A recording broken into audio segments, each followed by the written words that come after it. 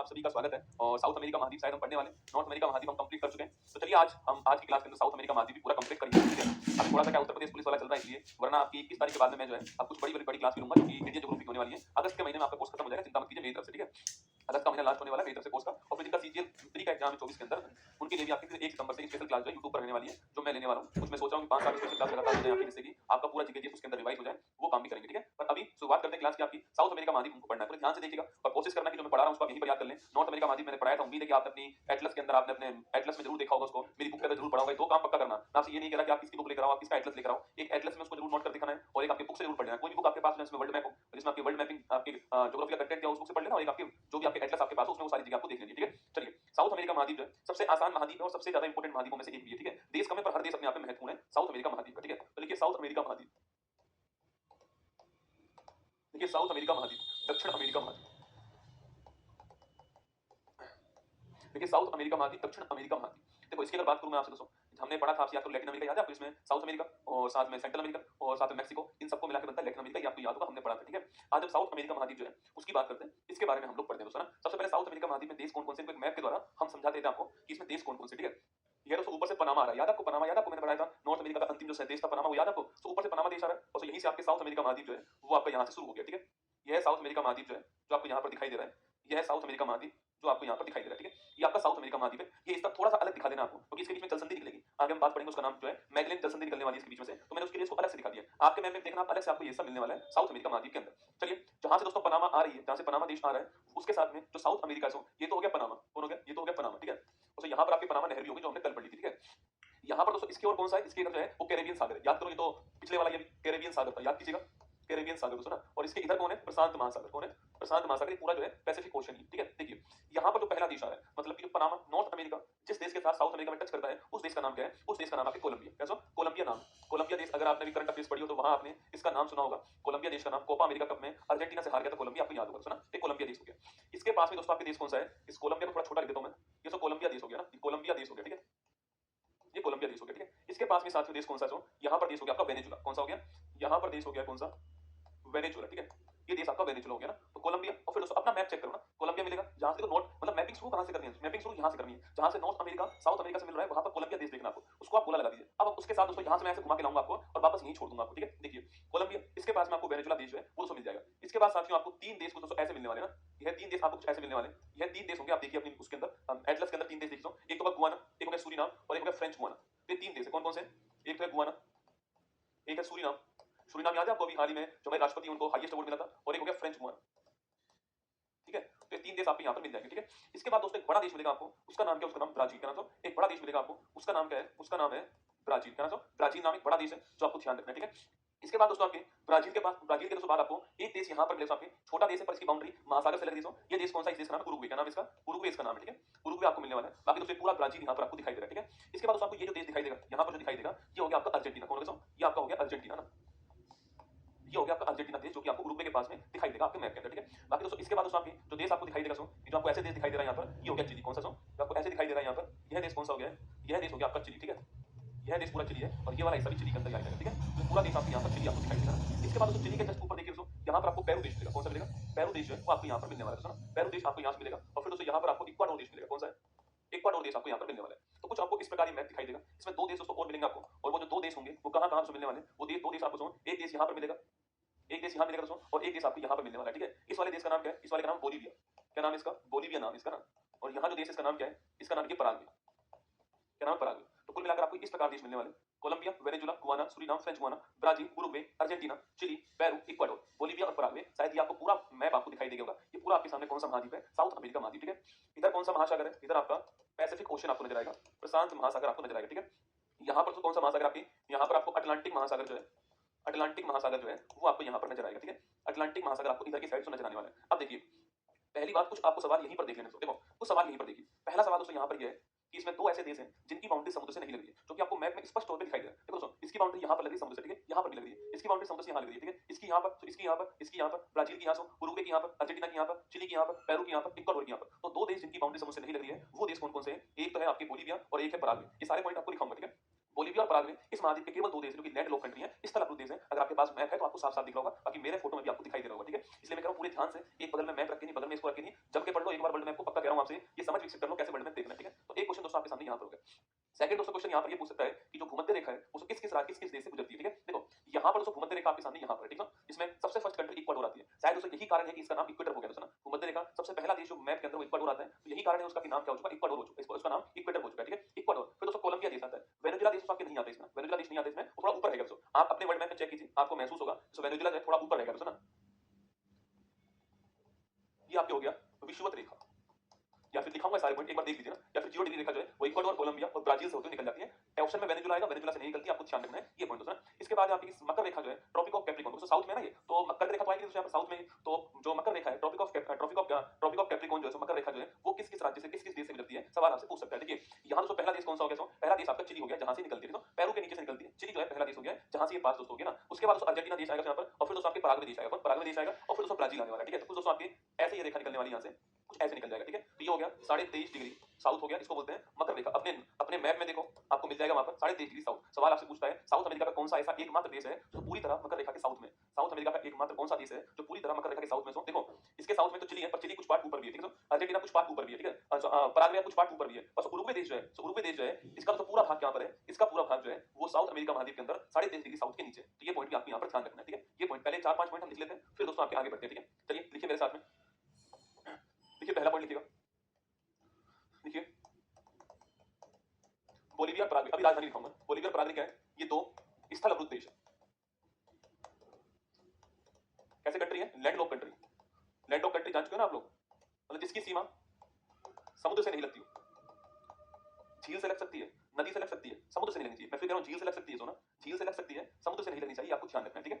आगे एशिया में तो देश आएगा अजरबैजान, उसकी सीमा कैस्पियन सागर से लगेगी पर वो लैंडलॉक होगा, ये आपको ध्यान रखना है, ठीक है? झील से लग सकती है, समुद्र से नहीं लगनी चाहिए। ओशन जो है, जो हमारे 5 आपके जो ओशन जो है वहां से बाउंड्री नहीं लगनी चाहिए, आपको ध्यान रखना है, ठीक है? चलिए आगे देखिएगा, सेकंड पॉइंट देखिए। तो बोलीविया पराग्वे की सीमा, बोलीविया पराग्वे दो क्या है, लैंड लॉक कंट्री है, ठीक है? आगे देखिए विषुवत रेखा मतलब इक्वेटर, जीरो डिग्री जो है वो कौन कौन से 3 देश लिखना, एक तो है इक्वाडोर, देखिए इक्वाडोर, क्रम भी ध्यान रखना है, ठीक है? सबसे पहले इक्वाडोर आएगा, फिर इसके बाद में आपका ये कोलंबिया आ जाएगा, और फिर इसके बाद में ब्राजील आ जाएगा, ठीक है? तो विषुवत रेखा इक्वाडोर, कोलंबिया और ब्राजील। आगे देखिए मकर रेखा 23.5 डिग्री साउथ लिखना, देखिए मकर रेखा 23.5 डिग्री साउथ। सबसे पहला देश कौन सा आएगा, चिली आएगा, सबसे पहला देश चिली आएगा, ठीक है? सबसे पहला देश चिली आएगा, फिर देश आएगा अर्जेंटीना, फिर आएगा पराग्वे। ये क्रम भी देखो, ये क्रम आप ना रट्टा नहीं मार सकते, इस क्रम को आप मैप से समझ सकते हो, ठीक है? आपको देश की लोकेशन पता है तो आप समझ जाओगे भाई कौन सा देश पहला है। तो चिली, अर्जेंटीना, पराग्वे और ब्राजील। एक बार में कुछ भी याद नहीं होता है, 10-5 बार में सब कुछ याद होता है, ठीक है? लिखिए, लिखना यहाँ पर उरुग्वे। उरुग्वे के बारे में एक बात लिख दीजिए, देखिए दक्षिण अमेरिका महाद्वीप का एकमात्र देश, देखिए दक्षिण अमेरिका महाद्वीप का एकमात्र देश जो मकर रेखा के पूर्णतः मतलब 100% पूर्णतः दक्षिण में स्थित, ठीक है? उरुग्वे एकमात्र देश है जो मकर रेखा के पूर्णतः दक्षिण में स्थित, आपको ध्यान रखना है, ठीक है?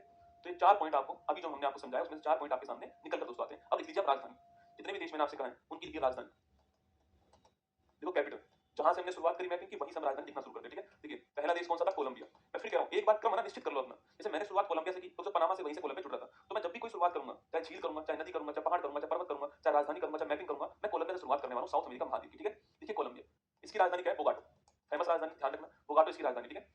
इस महाद्वीप में दोस्तों राजधानी थोड़ी ऊंचाई पर है, क्योंकि अधिकांश राज्यों से, अधिकांश देशों से एंडीज पर्वतमाला निकलती है, और एंडीज पर्वतमाला ऊंचाई पर होने के कारण अधिकांश राजधानी इसमें ऊंचाई पर मिलेगी, ठीक है? देखिए वेनेजुला, इसकी राजधानी क्या है, कराकस, महत्वपूर्ण राजधानी। देखिए वेनेजुला राजधानी क्या है, कराकस, खूब चर्चा रहता है वेनेजुला। देखिए सूरीनाम, देखिए सूरीनाम, हाँ जो काम काम की वो लिख लो आप, देखो सूरीनाम लिखिएगा ना, देखिए सूरीनाम, ये सूरीनाम इसलिए लिखवा रहा हूं आपको, सूरीनाम करने से, यह सूरीनाम इसलिए लिखवा रहा हूं आपको क्योंकि जो हमारे राष्ट्रपति हैं उनको इस देश का हाईएस्ट अवार्ड मिला, इसलिए लिखवा रहा हूं, वरना नहीं लिखवाता, ठीक है? देखना पैरामरीगो, बाकी मैं सारी राजधानी आपको पहले भी लिखा चुका हूं तिरंगा बैच करता, ठीक है? देखिए आगे देखिए सूरीनाम के बाद ब्राजील, ब्राजील की राजधानी कौन सी, ब्राजीलिया, पहले रियो दी जेनेरियो थी पर अभी क्या है, ब्राजीलिया, ठीक है? अभी है ब्राजीलिया। देखिए ब्राजीलिया के बाद उरुग्वे, लिखो उरुग्वे। मोंटेविडियो, जो फुटबॉल से प्यार करते हैं वो उस स्थान को जानते हैं, जिन्होंने फुटबॉल के बारे में ऐसे कुछ पढ़ा है, उरुग्वे का मोंटेविडियो आप स्थान, पहला फुटबॉल वर्ल्ड कप जीतने वाला उरुग्वे देश था, ठीक है? देखिए पराग्वे, अभी हमने आपको पराग्वे से, अभी मैंने आपको लिखवाया था कि पराग्वे से आपके जो मकर रेखा है वो गुजरती है ना, अनसुसियन, देखिए पराग्वे, अंशुशियन, पराग्वे के बाद देखना अर्जेंटीना, क्रम मेरा वही चल रहा है, देखोगे तो आप क्वेश्चन है। देखो अर्जेंटीना, मैं उस मैप का ही क्रम देख रहा हूँ एक्चुअली में ना, तो मैप का क्रम है वही दिमाग में घुमा रहा हूँ। देखो अर्जेंटीना, इसकी राजधानी इंपॉर्टेंट है ब्यूनस आयर्स, इंपॉर्टेंट राजधानी है ना ब्यूनस आयर्स। इसके बाद की चिली, यहाँ लिख रहा हूँ, ठीक है। देखो चिली, चिली की राजधानी महत्वपूर्ण है सैंटियागो, ठीक है। इसके बाद देखिए बोलीविया, बोलीविया की राजधानी अति महत्वपूर्ण लिखना लापाज, देखो लापाज। पूछूं आपसे विश्व की सबसे ऊंची राजधानी कौन सी है? लापाज, ठीक है। इस पॉइंट को लिख लो आप, विश्व की सबसे ऊंची राजधानी मतलब सर्वाधिक ऊंचाई पर कौन सी राजधानी? लापाज। एक्चुअली में बोलीविया का पठार है, एक तो एंटीज पर्वत के ऊपर बोलीविया का पठार, तो बोलीविया पठार के ऊपर लापाज है, ठीक है, सबसे ऊंची राजधानी।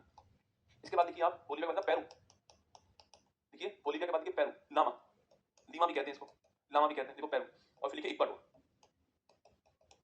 देखिए इक्वाडोर, क्वेटो, ये सेकंड हाईएस्ट है, कहीं कहीं हाईएस्ट है ना, क्वेटो पे लिखा गया है, क्वेटो सेकंड हाईएस्ट है इक्वाडोर की, ठीक है। महत्वपूर्ण क्वेश्चन है ना, तो ये सारी राजधानी आपको इसमें ध्यान रखनी है, जिसमें सारी राजधानी लगभग महत्वपूर्ण लिखाई है मैंने आपको। मैंने कहा ना देश कम है, साउथ अमेरिका में इसकी राजधानी महत्वपूर्ण है, अफ्रीका महाद्वीप में देश बहुत सारे आएंगे, इसलिए राजधानी कम महत्वपूर्ण वाली आएंगे ना। ऐसा वहां पर मतलब वहां पर देश ही देश भर रहे हैं, यहाँ पर 12 देश है, 12-15 देश हैं आपके, तो राजधानी महत्वपूर्ण बनती है, ठीक है। इसमें कोलंबिया की बोगोटा बहुत ही महत्वपूर्ण है, वेनेजुला कराकस और महत्वपूर्ण है, अर्जेंटीना की ब्यूनस आयर्स और भी दोस्तों महत्वपूर्ण है। ये तो मतलब जहर राजधानी, ठीक है, बोगोटा आपके, ये तो जहर राजधानी कौन कौन सी? Bogota, Caracas, Buenos Aires, Santiago, La Paz, Lima और क्यूटो। ये आपको पक्का पक्का ध्यान रखना, मतलब इसमें कोई वो नहीं है गुरुजी क्या याद करें, क्या रखना है, ठीक है। कोई ट्रिक नहीं होती है, मैपिंग तो मैपिंग होता है, घूमने जाते कोई याद थोड़ी करता है, अपने आप चलता है ना, कैसी मैपिंग मैपिंग होता है, ठीक है। मैपिंग को बस करना पड़ता है, ये ट्रिक है मैपिंग का। अब देखिए हम कुछ बड़े महत्वपूर्ण जो स्थान है उनकी चर्चा करते हैं, ठीक है। ये हमेशा बनाया करो, जिससे क्या आपको पता लगेगा स्टार्टिंग कहां से हुई, ठीक है। हर पॉइंट को ध्यान से सुनना है मेरे को ना, किसी को भी हल्के में नहीं देना है, वरना पेपर आपको हल्के में देगा बेटा। अब देखिए हम शुरुआत करते हैं, यहां पर दोस्तों देश कौन सा? इक्वाडोर, अभी चर्चा की थी हमने यहाँ पर देश इक्वाडोर, सुना, इसी के कुछ आइलैंड यहाँ पर है, इसी देश के अंदर दोस्तों आते हैं कुछ आइलैंड यहाँ पर है, इसी के कुछ आइलैंड जो है वो कुछ आपको ऐसे, तो भी दोस्तों यहाँ से विषुवत रेखा गुजरती है, अभी तो मैंने कहा दोस्तों यहाँ से आपकी तो विषुवत रेखा गुजरती है, मैंने कहा था आपसे, ठीक है। कुछ आइलैंड यहाँ पर इसके, ये कौन सा वो है महासागर? प्रशांत महासागर। इन आइलैंड को बोलते हैं गैलोपेगास द्वीप समूह। ये एसएससी सवाल पूछ चुकी है, सवाल दिखाऊंगा, एनटीपीसी भी पूछ चुका है, देखिएगा। इसे बोलते हैं गैलोपेगास द्वीप समूह, आपको मिलेगा अपने मैप में, पक्का मिलेगा गैलोपेगास द्वीप समूह, आपको अपने मैप में निश्चित मिलेगा, ठीक है। गैलोपेगास, अब जो खोल के नहीं बैठे उनको तो नहीं मिलेगा, उनको तो यहीं पर देखना पड़ेगा, जो खोल कर बैठे हुए उनको पक्का निश्चित मैप में मिलेगा ना, गैलोपेगास द्वीप समूह। मैं तो फिर कह रहा हूं, अगर आपके पास मैप नहीं है तो पहले मैप ले आओ, क्लास को यहीं पर रोक दो, मुझे कोई फर्क नहीं पड़ता आप लाइव देखो या बाद में देखो, पर मैप के साथ देखना थोड़ा और मजा आएगा, ठीक है। बाकी मैं तो पूरा मैप बना ही रहा हूं, पर एक मैप आपके सामने होगा ना, आपको प्रमाणिकता आएगी, ठीक है। तो गैलोपेगास द्वीप समूह मिलेगा यहाँ पर, ठीक है। ये सवाल दोस्तों एनटीपीसी ने अपने जो सीबीटी 2 होता है उसमें सवाल पूछा कि गैलोपेगास द्वीप समूह पर किस व्यक्ति ने रिसर्च किया। डार्विन ने अपने सारे रिसर्च यहीं पर किए, डार्विन जो थे ना, उनके जो रिसर्च हुए कहां पर? यहीं पर हुए, ठीक है। तो डार्विन के जो रिसर्च यहीं पर हुए ना। अच्छा मैं इसको आगे दिखा दूं, अभी तो केवल लोकेशन देख लो, अभी तो लोकेशन देख लो, बाकी हम आगे वाले पेज पे ये सारी बातें लिख लेंगे, ठीक है। यहाँ पर आपको गैलोपेगास द्वीप समूह मिल गया होगा, मेरी ऐसी उम्मीद है, ठीक है। यहीं पर दोस्तों आपकी इक्वाडोर के अंदर आपको 2 ज्वालामुखी मिलेंगे, ठीक है। एक का नाम होगा माउंट कोटोपैक्सी, एक का नाम होगा माउंट चिम्बरजो, ये 2 चोटियां मिलेंगी आपको ना, माउंट कोटोपैक्सी और माउंट चिम्बरजो, ठीक है। ये माउंट कोटोपैक्सी है, ये माउंट चिम्बरजो, ये 2 ज्वालामुखी आपको, 2 पर्वत जो है आपको यहाँ पर मिलेंगे इक्वाडोर के अंदर। अभी नाम मैं आगे दिखा दूंगा, चिंता मत करना दोस्तों ना। इसके बाद देश कौन सा आएगा? पेरू देश आएगा, ठीक है। इसके बाद देश कौन सा आ गया? इसके बाद देश आपका पेरू आ गया, ठीक है। और यहाँ दोस्तों कौन सा देश आ गया? यहाँ बोलीविया देश आ गया, और यहाँ देश कौन सा आ गया? यहाँ आपका चिली देश आ गया ना। ये कुछ ऐसे हैं, आपने देखा है मैप में, मैंने आपको दोबारा दिखा दिया। पेरू और बोलीविया की सीमा पर एक झील दिखेगी आपको, देखो अपने मैप में, पेरू और बोलीविया की सीमा पर एक झील जिसका नाम है टिटिकाका झील। पेरू और बोलीविया जो है उसकी सीमा पर एक झील बेटा मिलेगी आपको, कुछ ऐसे एक झील मिल जाएगी, चेक करना। और इस झील का नाम क्या है? इस झील का नाम है टिटिकाका झील। क्या नाम है? टिटिकाका झील है, आपको ये झील वहां पर मिलेगी, ठीक है। देखो दोस्तों, अगर आपको कभी लगता हो कि शादी के बाद आपको वोटिंग करने जाना है और वर्ल्ड की सबसे ऊंची ऐसी चीज जहां वोटिंग कर सकते हो आप, वो ये झील है। तो वर्ल्ड की सबसे ऊंची वोटिंग करने वाली झील कौन सी है? टिटिकाका झील, इसलिए इसको हनीमून झील, हनीमून लेक भी कहते हैं इसको, इसको हनीमून लेक भी कहते हैं, ध्यान रखना, ठीक है। वहीं दोस्तों इसके पास में पेरू और चिली, अधिकांश भाग चिली, सुना 95% भाग चिली के अंदर, 5% भाग पेरू के अंदर भी है। तो पेरू और चिली मतलब चिली की सीमा पर, चिली के अंदर एक आपको मरुस्थल मिलेगा, और उस मरुस्थल का नाम क्या है? इसका नाम है आटाकामा मरुस्थल। यहाँ दोस्तों आपको मरुस्थल मिलेगा, इसका नाम क्या लिखना? इसका नाम है आटाकामा मरुस्थल। क्या नाम है इसका? आटाकामा मरुस्थल नाम है। विश्व का सबसे सूक्ष्म मरुस्थल, वर्ल्ड ड्राइएस्ट मरुस्थल कौन सा है? आटाकामा मरुस्थल। यहाँ दोस्तों बड़ी कम संख्या में लोग रहते हैं, यहाँ पर दोस्तों बड़ी कम संख्या में लोग रहते हैं। बाकी दोस्तों यहाँ पर एस्ट्रोनॉमी संबंधित बहुत सारी रिसर्च जो है वो यहाँ पर दोस्तों होती है ना, यहाँ पर जो एस्ट्रोनॉमी है उसकी रिसर्च बहुत सारी, क्योंकि यहाँ पर लोग बहुत कम रहते हैं। और ये स्थान प्रकृति के बिल्कुल नजदीक है, क्योंकि मनुष्य ने इसमें हस्तक्षेप कम किया है। तो आटाकामा मरुस्थल जो है वो आपको यहाँ पर दिखाई देगा, पेरू और चिली की सीमा पर, आपको ध्यान रखना है, ठीक है। अब दोस्तों आगे बढ़ते हैं, ठीक है। तो पेरू और चिली की सीमा पर आपको आटाकामा मरुस्थल जो है वो ध्यान रखना, वो यहाँ पर आपको मिलने वाला है, ठीक है। अब दोस्तों आगे बढ़िए, यहाँ पर मैंने आपसे कहा था, पिछले मैप में भी कहा था कि यहाँ पर आपको एक दोस्तों आपके यहाँ पर गैप दिखाई देगा, ठीक है। इस नीचे वाले हिस्से को बोलते हैं टियरो डेल फ्यूगो। इसे क्या बोलते हैं? इसको बोलते हैं टियरो डेल फ्यूगो, ये इस हिस्से का नाम है, ठीक है। ये जो आपको यहाँ पर प्रायद्वीप टाइप हिस्सा दिख रहा है इसका नाम है टियरो डेल फ्यूगो, ठीक है। और जो यहाँ पर एक जलसंधि निकलती है, इसको बोलते हैं क्या? इसे बोलते हैं क्या? इसे बोलते हैं हम मैगलेन जलसंधि। क्या बोलेंगे इसको? मैगलेन जलसंधि। ये मैगलेन नाम शायद आपने जरूर सुना होगा, अगर आपको स्टैटिस्टिक्स में इंटरेस्ट है तो वहां पर आपको मिलेगा कि पृथ्वी का चक्कर लगाने वाला पहला इंसान मैगलेन ही था। वो मैगलेन जनसंधि आपको यहाँ पर मिलने वाली है, ठीक है।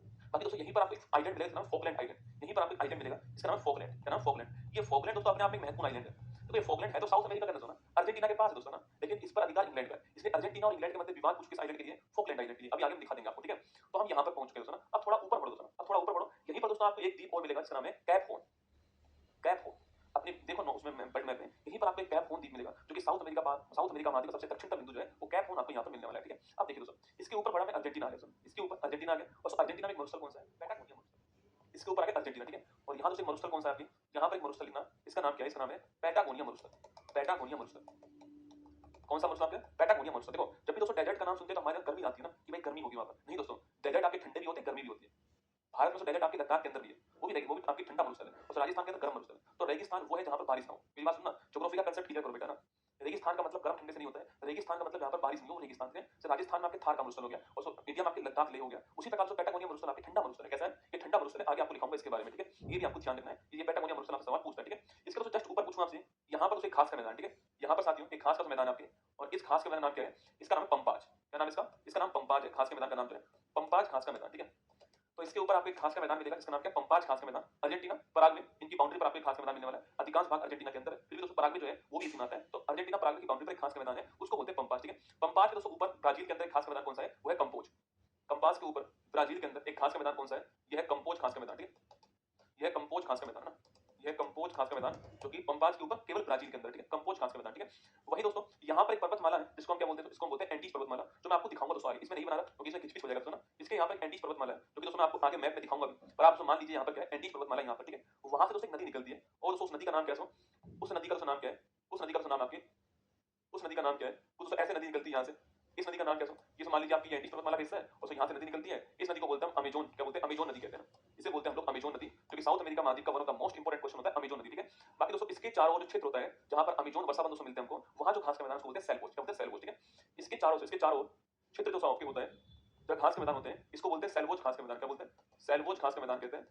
ये सारी चीजें आपको जो फिजिकल वाला मैप है वहां पर मिलेंगी, ठीक है। सेलवोज घास का मैदान चारों इसके होता है, ठीक है। अमेजोन के चारों सेलवोज घास का मैदान दोस्तों ना। इसके ऊपर देश कौन सा है, इसके ऊपर देश आपका वेनेजुला, कौन सा, इसके ऊपर देश कौन सा है, वो है वेनेजुला। यहाँ पर दोस्तों घास का मैदान कौन सा है, यहाँ पर जो घास का मैदान है आपकी, इसको बोलते हैं हम लोग लानोज, क्या बोलते हैं, इसे कहते हैं हम लोग लानोज। तो यहाँ पर जो घास का मैदान है उसका नाम लानोज है, ये भी हम आपको लिखा देंगे आगे। वेनेजुला देश के अंदर लानोज घास का मैदान, ठीक है। यहीं पर दोस्तों एक वाटरफॉल भी है, यहीं पर साथ में एक वाटरफॉल भी है, और इसका नाम क्या है, इसका नाम लिखिए दोस्तों आपके, इसका नाम है एंजिल वाटरफॉल। क्या नाम है इसका, एंजिल वाटरफॉल इसका नाम है, ये भी आपको ध्यान रखना है, ठीक है। तो यहीं पर एक वाटरफॉल भी, इसका नाम एंजिल वाटरफॉल है, ये भी आपको यहाँ पर लगे हाथ नोट करना है, ठीक है। बाकी दोस्तों यहीं पर एक झील भी है ना, यहीं पर एक झील भी है, और उस झील का नाम क्या है, उस झील का नाम है मराकाइबो झील। दोस्तों यहीं पर एक झील भी है, इसका नाम क्या है, मराकाइबो झील, मराकाइबो झील। दिल भेज दो अगर आपको अच्छा लगा। ये सारा मैप जो है, ये सारी चीजें जहां मैंने बनाई है ना, वही दोस्तों आपको मैप में मिल जाएगा ना। ये सारी चीजें जहां मैंने बनाई है वही आपको मैप में मिल जाएगा, अगर गौर से आप देखोगे तो ना। ये सारी चीजें आपके सामने यहाँ पर है। देखो वर्ल्ड मैप को पढ़ाने के तरीके हजारों हो सकते हैं। कोई आपको थ्योरी लिखवाएगा, कोई दोस्तों आपको जो है मतलब कंटेंट लिखा लेकर आएगा, उसमें लाइनें खींच देगा। बहुत सारे तरीके वर्ल्ड मैप के हो सकते हैं, पर ये जो तरीका मैं आपको पढ़ा रहा हूँ, ये तरीका वो है जिसमें मेहनत तो पूरी लगती है दोस्तों ना, क्योंकि बनाना अपने आप एक चैलेंज होता है, ठीक है। मेहनत तो पूरी लगती है इसके अंदर, एक सिस्टमैटिक ढंग से पढ़ाना अपने आप में चैलेंज है ना। ऐसा नहीं है मैंने एक चीज यहाँ बना दी फिर मैं वहां पहुंच गया। आप देखना दोस्तों, मैंने फिर कहा आपसे कि मैंने जहां से शुरू करा मैं वहीं पर पहुंच गया दोस्तों ना। कोलंबिया में कुछ था नहीं, इसलिए मैंने वहां कुछ नहीं बताया, ठीक है। दोस्तों इक्वाडोर में आ गया, दोस्तों ऐसे घूम कर गया हूँ, और ऐसे घूमकर वापस वहीं पहुंच गया। ये सिस्टमैटिक ढंग से पढ़ना कहते हैं, ठीक है। पढ़ना और सिस्टम से पढ़ना, इन दोनों में अंतर होता है। मैं आपको वो सिखा रहा हूँ इसके अंदर। हो सकता है 5 बातें किसी के नोट्स में आपको एक्स्ट्रा मिल जाए, पर मुझे आप एक बात बताओ, जिसको आप पेपर तक नहीं रख पाओगे, उस कंटेंट का क्या यूज आपके लिए। पेपर वाले दिन अगर आप सही नहीं कर पाए सवाल, तो कंटेंट कोई काम करा। मैं ऐसा मानता हूं कि अगर मेरी क्लास से सवाल आया तो आप सही कर लो उसको, चाहे मेरी क्लास से एक सवाल कम आ जाए और की तुलना में, पर जो आए उसको आप ठीक कर दो। और मैंने ऐसे देखा भी पिछले 5 सालों में कि अगर आपको जो आता है, अगर आप ठीक करके आगे, तो आपका सिलेक्शन हो जाता है। आपका सिलेक्शन रुकता है सीधी मिस्टेक से, आप आते हुए गलत करते हो, सिलेक्शन रुक जाता है, ठीक है। अब ये सारी बातों को मैं जो आपको लिखा देता हूँ ना, ये सारी बातें मैं आपको लिखा देता हूँ, जो मैंने यहाँ पर बनाई। फिर हम एंडीज पर्वतमाला की ओर चलेंगे, उसको मैंने रोक दिया दोस्तों, उसको मैंने यहाँ पर रोक दिया। एक चीज और बना लो, जिसको आगे मैं जिक्र भी करूंगा, यहीं पर बनाना आपके। चलो आगे बना देंगे, छोड़ो, चले भाई। अब देखिए लिखना शुरू कीजिए, जैसा समझाया वैसे लिखा रहा हूँ, ठीक है। देखिए गैलोपैगस द्वीप समूह, देखिए गैलोपैगस द्वीप समूह, यहीं से शुरुआत होती है हमारी। पहली बात तो ये किस देश के अंदर है, इक्वाडोर के अंदर, ठीक है। सवाल क्या पूछा गया यहाँ से, सवाल था कि डार्विन ने अपने जो रिसर्च है वो कहाँ पर किए थे, गैलोपैगस में किए थे। सवाल दिखाऊं आपको, देखो डार्विन ने अपने जो रिसर्च है वो कहाँ किए थे, गैलोपैगस में किए थे।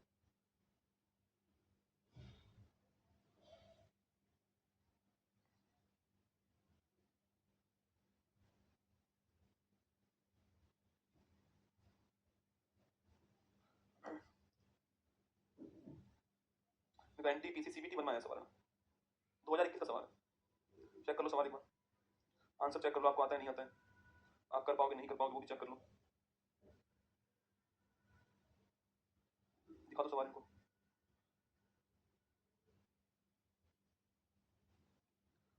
बताओ भाई क्या आंसर होने वाला है आपके अनुसार।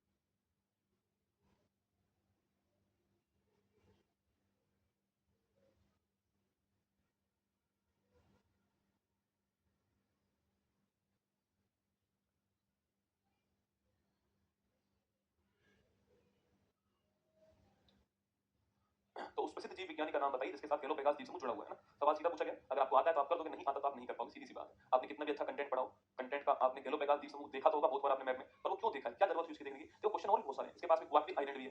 तो गैलोपेगास क्वेश्चन आ चुका है एग्जाम में, ध्यान रखना ठीक है। चलिए नेक्स्ट पॉइंट देखिएगा। गैलोपेगास के बाद मैंने आपसे कहा इक्वाडोर के अंदर, इक्वाडोर में एक तो है माउंट कोटोपैक्सी, ठीक है। देखो ये 2024 से पहले हम लिखते थे कि सबसे ऊंचा क्या है, सबसे ऊंचा ज्वालामुखी पर्वत है, हमेशा लिखते थे ना 24 से पहले। 24 में दोस्तों एक और वोल्केनो है जो कि पहले ज्वालामुखी पठार था ना, जिसका नाम ओजेस डेल सैलेडो है, पर अब वो क्या फट चुका है, तो मतलब वो आगे सबसे ऊंचा ज्वालामुखी पर्वत बन चुका है, ओजेस सबसे ऊंचा एक्टिव वोल्केनो बन चुका है, ओजेस डेल सैलेडो ना। तो आप अब यहां पर लिखना कि विश्व के सबसे ऊंचे सक्रिय ज्वालामुखी में से एक, ऐसे लिखो, one of the highest, one of the highest active volcano, one of the highest active volcano, सक्रिय ज्वालामुखी जो कि सबसे ऊंचे उनमें से एक है माउंट कोटोपैक्सी, ठीक है। एक यहां पर माउंट चिम्बर जो भी है, ये भी ध्यान रखना ठीक है। तो माउंट चिम्बर जो ज्वालामुखी भी इक्वाडोर के अंदर है, ठीक है। वोल्केनो मतलब ज्वालामुखी होता है, तो माउंट चिम्बर जो ज्वालामुखी भी इक्वाडोर के अंदर, आप उस पॉइंट को यहीं पर लिखो।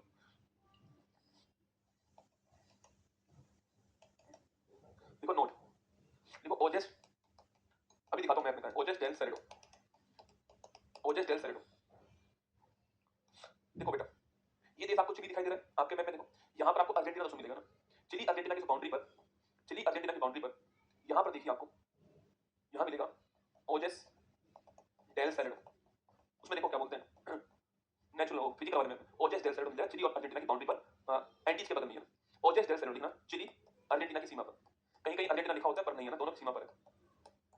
चिली अर्जेंटीना की सीमा पर कौन आपके, ओजेस डेल सैलेडो, और लिखिए विश्व का सबसे ऊंचा, पहले ज्वालामुखी पठार पर विस्फोट हो गया सबसे ऊंचा। देखो एक्टिव वोल्केनो जिसमें हाल ही में विस्फोट हुआ, वो एक्टिव दोस्तों ना, जिसमें विस्फोट नहीं हुआ लंबे टाइम से, वो होता है सुसुप्त वोल्केनो ना, जैसे विसुवियस हो गया। विश्व का सबसे ऊंचा सक्रिय ज्वालामुखी, तो ये अपडेट कर लेना, जो पुराने वाले बच्चे हैं वो अपडेट करना अपना कंटेंट, ओजेस डेल सैलेडो का नाम ध्यान रखना, ठीक है। चलिए आगे देखिए, इक्वाडोर के बाद दोस्तों हम कहां पर आते हैं, पेरू और चिली की सीमा पर आते हैं, ठीक है। सॉरी पहले हम चिली और बोलिविया की सीमा पर आते हैं, जहां पर मैंने आपको टीटीकाका झील दिखवाई, याद करो टीटीकाका झील, लिखिएगा यह झील कहां पर है, तो चिली और बोलिविया की सीमा पर है, चिली और बोलिविया की सीमा पर कौन सी झील है, टिटिकाका झील, ठीक है। इसको बोलते हैं विश्व की सबसे ऊंची, विश्व की सबसे ऊंची, विश्व की सबसे ऊंची नौगम्य झील, मतलब कि बोटिंग झील, विश्व की सबसे ऊंची नौगम्य झील, मतलब जहां बोटिंग कर सको वो झील कौन सी आपके, टिटिकाका झील, ठीक है। इसी को हनीमून लेक भी कहते हैं।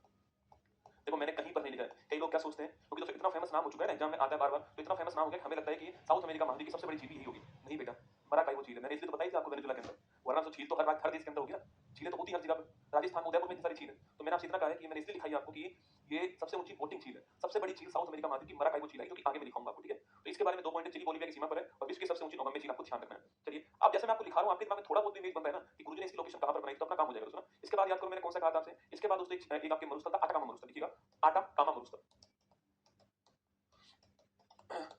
देखिए आटा कामा मरुस्थल। अच्छा इसकी बात करूं, देखो आटा कामा मरुस्थल जो है ये कहां पर है, अधिकांश भाग चिली में, अधिकांश तह चिली, ठीक है। अधिकांश भाग चिली में, वैसे बाउंड्री पर पेरू और चिली की पर अधिकांश भाग चिली में इसका ना। देखिए विश्व का सबसे सूक्ष्म मरुस्थल, विश्व का सबसे सूक्ष्म मरुस्थल, विश्व का सबसे, हटा दो फिर तो विश्व का सूक्ष्म मरुस्थल, वो आपने इंग्लिश पढ़ी है, उसमें एक डिग्री होती है ना, सुपरलेटिव डिग्री दोस्तों ना, जैसे कभी कभी हम मोस्ट भी लगा देते हैं और पीछे ईएसटी भी लगा देते हैं ना, मोस्ट ग्रेटेस्ट पर्सन, तो कहते हैं कि एक ही लगाओ, ठीक है। तो वही बात दोस्तों ना, सबसे भी लगा दिया और पीछे तम भी लगा दिया, तो एक ही होते हैं। विश्व का सूक्ष्म मरुस्थल कौन सा है, ड्राइएस्ट मरुस्थल कौन सा ना, सूक्ष्म मतलब ड्राई मरुस्थल, ठीक है, वो है आटाकामा मरुस्थल, ठीक है। यहाँ पर दोस्तों एक स्थान है, उसको बोलते हैं अहिका। मैंने कहा ना इतना सूक्ष्म मरुस्थल दोस्तों आपके कि यहाँ पर इंसान नहीं रहता है। अहिका दोस्तों वो स्थान है जहाँ पर इंसान लंबे टाइम से नहीं रहता दोस्तों, ऐसा आप सोचिए दोस्तों, आपके पास में, आपके घर के पास एक ऐसी जगह है जो खंडर हो चुकी है, वहां पर पिछले 40-50 साल से कोई नहीं रहता दोस्तों, तो आपको ऐसा फील होता है कि वहां पर भूत रहते हैं भाई साहब ना, वो तो एक ओरा ऐसा क्रिएट हो जाता है कि वहां पर कोई आत्मा भूत रहती होंगी दोस्तों, इसलिए इसको बोलते हैं विश्व का गोस्ट टाउन। क्या बोलते हैं, अरिका दोस्तों स्थान, जिसको गोस्ट टाउन कहते हैं ना, मतलब भूतों का शहर। अरिका दोस्तों स्थान जो है, अरिका विश्व का, ये चिली के अंदर है, विश्व का सूक्ष्म स्थान,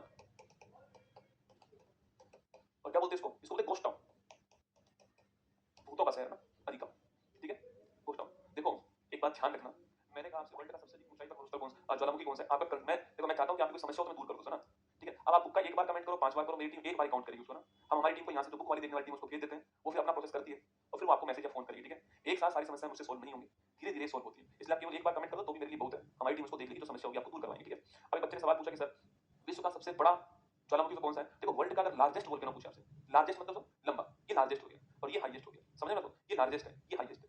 विश्व का सबसे लार्जेस्ट मॉन्स्टर आपके लार्जेस्ट वोल्केनो कौन सा है? मोना लोआ ज्वालामुखी, जो मैंने आपको पिछली क्लास में दिखाया था। कहां पर? नॉर्थ अमेरिका महाद्वीप में, हवाई द्वीप पर ना।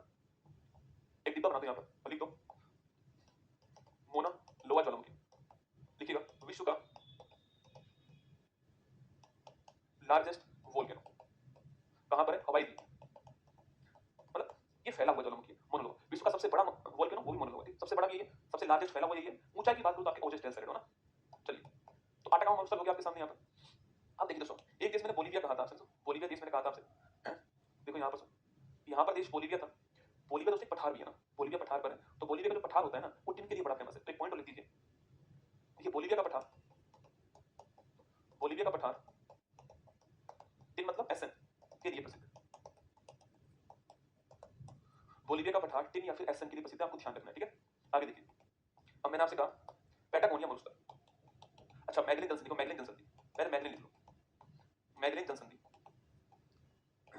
पहले लिखो आप उसको मैगलिन जनसंधि। दक्षिण अमेरिका का मुख्य भूमि, अब देखो सुनना है, दक्षिण अमेरिका की मुख्य भूमि को डिएगो डेल फ्यूगो से अलग करने वाली जनसंधि, ठीक है। लिखिए दक्षिण अमेरिका की मुख्य भूमि को, दक्षिण अमेरिका की मुख्य भूमि को, मुख्य भूमि को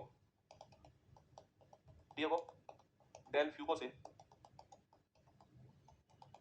अलग करने वाली, अलग करने वाली जल संधि कौन सी है? मैगलिन जल संधि, ठीक है। मैगलिन, सो मैगलिन आपके वर्ल्ड का चक्कर लगाने वाला पहला व्यक्ति था ना, ठीक है। पृथ्वी का चक्कर लगाने वाला पहला व्यक्ति कौन है? मैगलिन। पृथ्वी का चक्कर लगाने वाला पहला व्यक्ति, उसी के नाम पर चक्कर लगाने वाला पहला व्यक्ति कौन सा? मैगलिन, ठीक है। दक्षिण अमेरिका की मुख्य भूमि को डिएगो डेल फ्यूगो से अलग करने वाला, शायद आप समझ रहे होंगे मेरी बात को मैं क्या समझाना चाह रहा हूं आपको। तो वो मैगलिन जल संधि वहां से निकल जाती है, ठीक है। इसके बाद उसमें मैंने आइलैंड लिखा था आपको, मैगलिन के बाद नीचे जो है, मैगलिन के बाद मैंने आइलैंड लिखा था, फॉकलैंड आइलैंड ना, याद करो फॉकलैंड।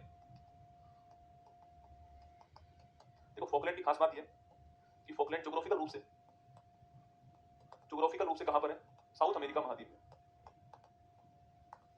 ज्योग्राफी के हिसाब से कहां पर है? साउथ अमेरिका महाद्वीप में, ठीक है। अगर पूछूं आपसे पॉलिटिकल रूप से कहां पर है, ठीक है ना, इंग्लैंड के अंदर, मतलब इसमें दोस्तों इंग्लैंड का आधार है। फॉकलैंड है किस देश के पास में? अर्जेंटीना के पास में। और कोई भी देश ये नहीं चाहेगा कि उसके पास में कोई और देश का आइलैंड हो, इसलिए कभी सवाल पूछो ना कि अर्जेंटीना और इंग्लैंड के मध्य किसको लेकर विवाद है? अर्जेंटीना इंग्लैंड के मध्य विवाद फॉकलैंड द्वीप को लेकर, ठीक है। ये भी आपको ध्यान रखना है फॉकलैंड के बारे में। एक मैंने स्थान और लिखा था वो कैप हॉर्न, एक स्थान और लिखवाया था नीचे आपको कैप हॉर्न, ठीक है। कैप हॉर्न, सो हॉर्न का मतलब आपके कैप का मतलब होता है अंतरिक्ष, ठीक है। इसको बोलते हैं हिंदी में आपके हॉर्न अंतरिक्ष। अरे हाँ वही बात है बेटा, अरे हिंदी में इसको हॉर्न अंतरिक्ष कहते हैं ना, जब से परेशान हो रहा है तो। कैप का मतलब अंतरिक्ष होता है, हॉर्न का मतलब हॉर्न होता है, ठीक है। कैप हॉर्न का मतलब हॉर्न अंतरिक्ष कहते हैं, ठीक है। ऐसा आपने सुना कैप ऑफ गुड होप, ये तो नाम सुना होगा आपने, अफ्रीका महाद्वीप में पढ़ाऊंगा आपको नीचे नीचे। अफ्रीका महाद्वीप में साउथ अफ्रीका के नीचे आपके केप टाउन के पास में एक स्थान है, उसको बोलते हैं cap of good hope, Hindi में कहते हैं आशा अंतरिक्ष, है ना, पढ़ाऊंगा, ठीक है।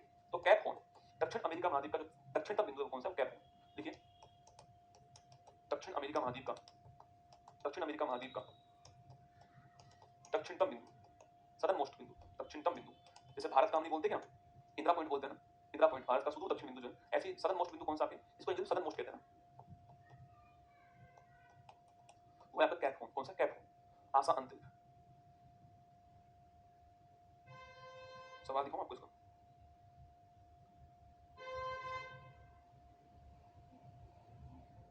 देखो सवाल देखो,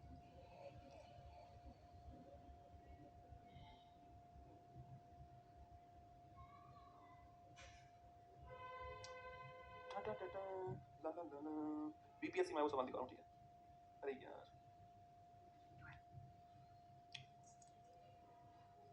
कभी कभी तो नेट ही होनी चाहिए भैया, मतलब इस रूम में इतने नेट लगे पड़े हैं, लेकिन कभी कभी डाउनलोड ही नहीं होगा।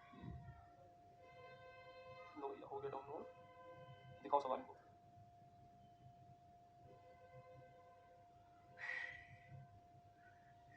बताओ क्या आंसर होगा?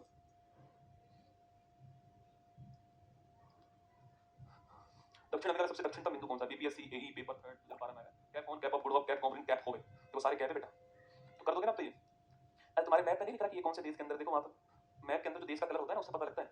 आपके मैप में देश का कलर अलग दिया होता है, चेक करो दोबारा से। तो देखो कैप ऑन पे कौन से देश का कलर है आपके, या फिर नीचे चिली लिखा होता है, देखो देख लो चिली के अंदर। इसकी खोज करने वाला स्काउटेन था ना, लिखना चाहोगे लिखो। इस स्थान की खोज करने वाला कौन था? स्काउटेन, स्काउटेन। 1616 ईस्वी के अंदर।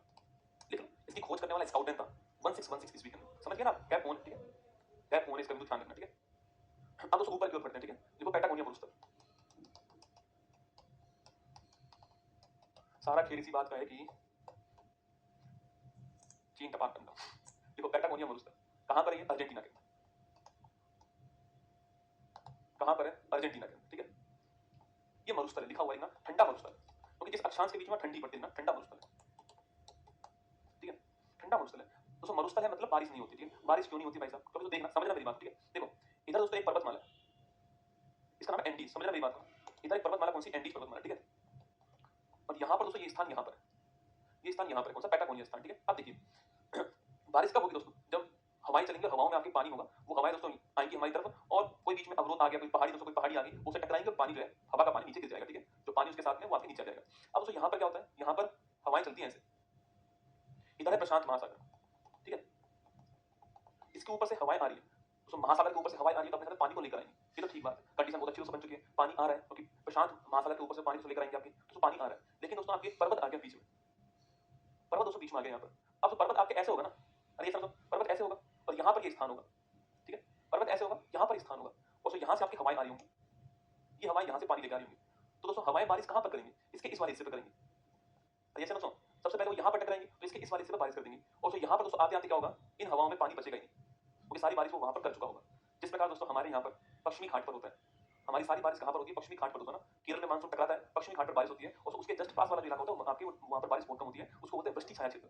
पश्चिमी घाट का जो शैडो एरिया है उसको बोलते हैं वृष्टि छाया क्षेत्र, वहाँ पर बारिश कम दोस्तों होती है। यही कारण यहाँ पर है। तो लिख लो एंडीज पर्वतमाला का लिखना, लिखिएगा एंडीज पर्वतमाला का क्यों बारिश कम होती है? एंडीज पर्वतमाला का वृष्टि छाया क्षेत्र, शैडो एरिया, ठीक है। इसलिए दूसरे छोर पे बारिश पहले हो जाती है, यहाँ पर पानी में, यहाँ की हवा में पानी बसता ही नहीं, इसलिए बारिश नहीं हो पाती, इसलिए ठंडा मरुस्थल होता है पैटागोनिया। अब उसको प्रकृति सबका ध्यान रखती है। प्रकृति ने कहा यहाँ पर बारिश नहीं हो पाई, मतलब कृषि के लिए यहाँ पर अनुकूल नहीं होगा। प्रकृति ने कहा कि यहाँ पर पशुपालन करो, आप कृषि नहीं है कोई बात, यहाँ पशुपालन करो। तो यहाँ पर प्रकृति ने घास दी थी, इसका नाम अल्फा अल्फा घास, और उस घास से यहाँ पर वो घास जो पशु होते हैं उनके लिए बड़ी उपयोगी होती है। तो यहाँ पर बड़ी मात्रा में पशुपालन होता है, यहाँ पर बड़ी मात्रा में पशुपालन होता है, बड़ी मात्रा में यहाँ पर पशुपालन दोस्तों होता है। और जो पशुपालक होते हैं उनको ग्वांचो कहते हैं। क्या होते हैं? ग्वांचो। जो पशुपालक जो होते हैं इनको ग्वांचो कहते हैं। ये सवाल भी मुझे नहीं पता एग्जाम में आया हुआ नहीं आया हुआ, पशुपालक को यहाँ पर ग्वांचो कहते हैं। एक बार देखो, मैं देखता हूँ सवाल आया कि नहीं आया।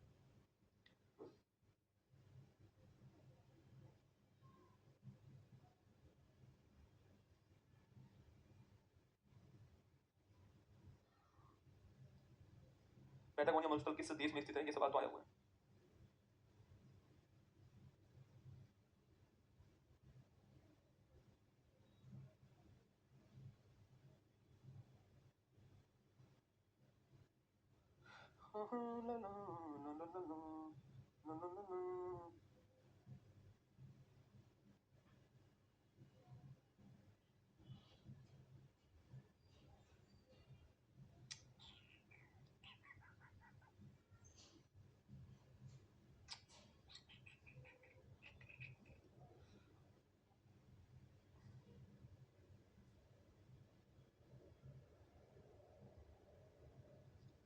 चलो मिल नहीं रहा, पर सवाल भूतों में मिला होगा कि पैटागोनिया मरुस्थल क्यों है ना, ये वृष्टि छाया क्षेत्र के रूप में आता है।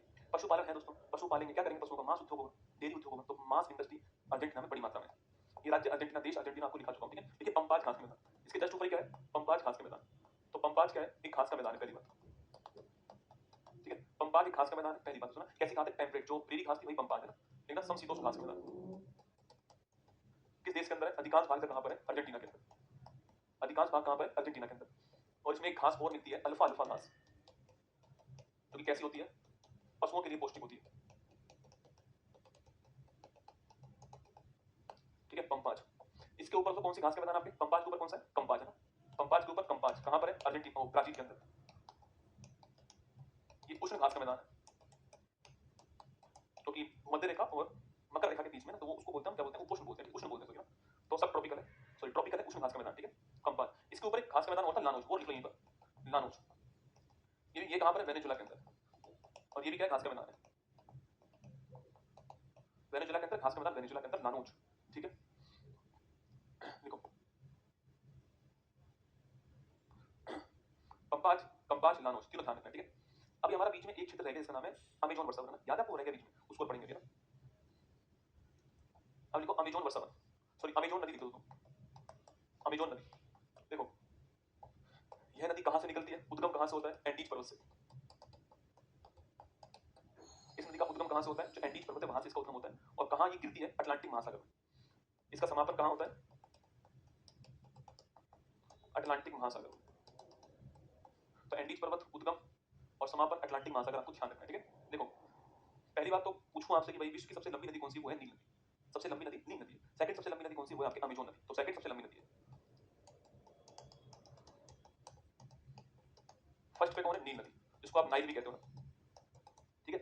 लेकिन अगर सवाल पूछे आपसे अपवाह क्षेत्र के हिसाब से, ड्रेनेज एरिया के हिसाब से सबसे बड़ी नदी कौन सी है, वो है अमेजोन। अभी सुनना, समझाऊंगा आपको, ठीक है। देखना, विश्व की अपवाह क्षेत्र के अनुसार सबसे बड़ी नदी वो कौन सी, आपके अमेजोन। ड्रेनेज सिस्टम के अनुसार, मेरी बात को ध्यान से सुनना दोस्तों ना। देखो एक तो नदी ऐसे है, ठीक है, और दोस्तों एक नदी है तो ऐसे छोटी ऐसे, पर दोस्तों इसकी सहायक नदी है, ठीक है। तो मैंने आपसे ये कहा है, ये है नील नदी, सुना, ये नील नदी है और ये है अमेजोन नदी। लंबाई में नील नदी पहले स्थान पर है। और अपवाह क्षेत्र, अपवाह क्षेत्र का मतलब है नदी और उसकी सहायक नदी, मुख्य रिवर, मेन रिवर और उसके ट्रिब्यूटरीज जो है वो सब मिलाकर जो क्षेत्र बनाते हैं आपके, उसको बोलते हैं अपवाह क्षेत्र, ठीक है। तो ड्रेनेज सिस्टम का मतलब होता है नदी और उसकी सहायक नदी, ठीक है। गंगा का अपवाह क्षेत्र में रामगंगा, गोमती, घाघरा, गंडक, कोसी, महानंदा, सोन, यमुना, ये सब आएंगे दोस्तों उसके अपवाह क्षेत्र के अंदर। गंगा नदी के अंदर वो पूरी जो गंगा नदी वही आएगी, मेरी बात समझ गए। तो नील नदी ये वाली है, अमेजोन ये वाली है, ठीक है। सबसे बड़ी पूछूं आपसे, वो ये है। फैली हुई नदी कौन सी है, वही है। फैली पूछ रहे हैं आपसे, वही है, ये आपको ध्यान रखना है, ठीक है। तो अगर पूछूं आपसे आयतन के अनुसार सबसे अधिक पानी किसमें आएगा, तो इसमें पानी कम आएगा, इसमें पानी अधिक आएगा। फैली हुई है ना, पानी फैला हुआ है, लंबाई में नहीं है पर फैला हुआ है। तो आयतन के अनुसार, वॉल्यूम के अनुसार, ये जल भराव क्षमता किसकी अधिक, आपके जल की क्षमता किसकी अधिक, वो इसकी होगी, ठीक है। तो ये दोनों पॉइंट और लिख लो। देखो अपवाह क्षेत्र लिख दीजिए या फिर आयतन लिख दीजिए ना, आयतन लिख दीजिए, या फिर जल धारण क्षमता, मतलब कि वाटर होल्डिंग कैपेसिटी है ना, वॉल्यूम, ड्रेनेज सिस्टम और वाटर होल्डिंग कैपेसिटी, तीनों में आपके अमेजोन नदी पहले स्थान पर, ठीक है। तीनों में अमेजोन नदी पहले स्थान पर, आपको ध्यान रखना है, ठीक है। यहाँ पर जो घास के मैदान को क्या बोलते हैं, सेलवोज कहते हैं, ठीक है। देखिए यहाँ के जो घास के मैदान उसे क्या बोलते हैं, सेलवोज कहते हैं। यहाँ के जो घास के मैदान उसको सेलवोज कहते हैं, ठीक है। इस दोस्तों अमेजोन की सबसे लंबी सहायक नदी कौन सी, मेडिला, कौन सी है, मेडिला। इस अमेजोन की, लिखना, इस अमेजोन की सबसे लंबी सहायक नदी कौन सी है, मेडिला नदी, राइट हैंड से मिलती है ना।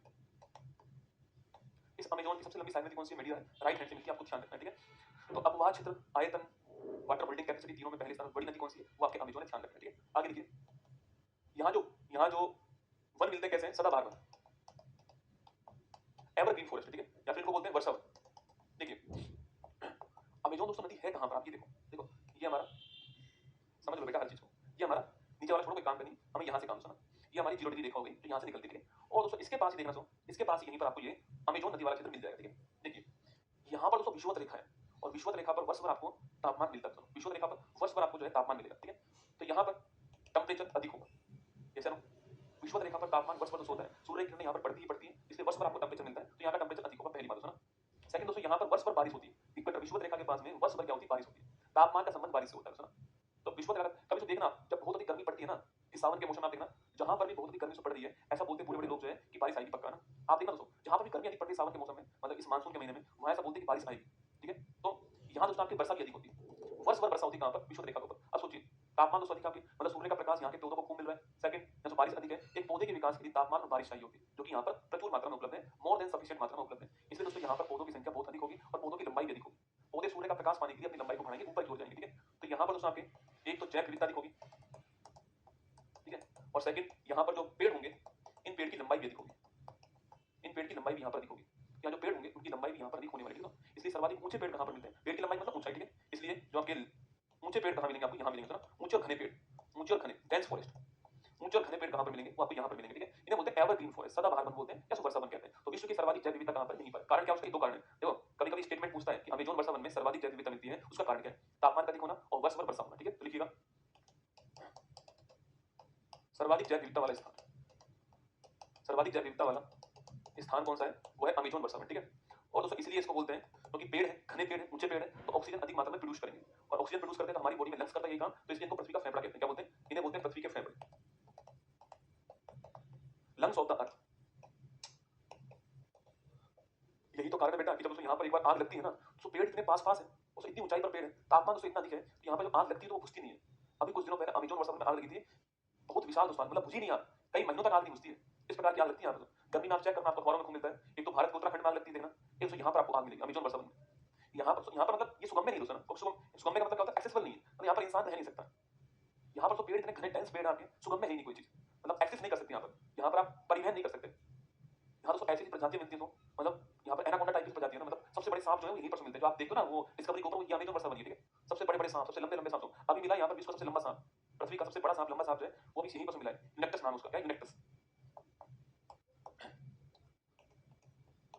विश्व का सबसे लंबा सांप यहीं प्राप्त हुआ है, यूनेक्टस। शायद आपने मेरे साथ मेरी क्लास में सुबह देखा भी होगा सांप को, यूनेक्टस नाम इसका, सबसे लंबा सांप। यहाँ दोस्तों इतना अधिक डेंस है ना ये मामला कि इंसान के रहने लायक जगह नहीं, पर दोस्तों यहाँ पर आपके जैव विविधता बड़ी मात्रा में, बायोडाइवर्सिटी बड़ी मात्रा में, सुना, और इसी को बोलते हैं रबर का मूल स्थान, जो अमेजोन वर्षा बने, इसी को हम क्या बोलते हैं, रबर का मूल स्थान। तो विश्व में रबर का मूल स्थान कौन सा है, वो है अमेजोन वर्षा, ठीक है, विश्व में रबर का मूल स्थान कौन सा है, वो अमेजोन वर्षा बने, ठीक है, तो विश्व में रबर का मूल स्थान कौन सा है, वो अमेजोन वर्षा बने, आपको ध्यान रखना है, ठीक है।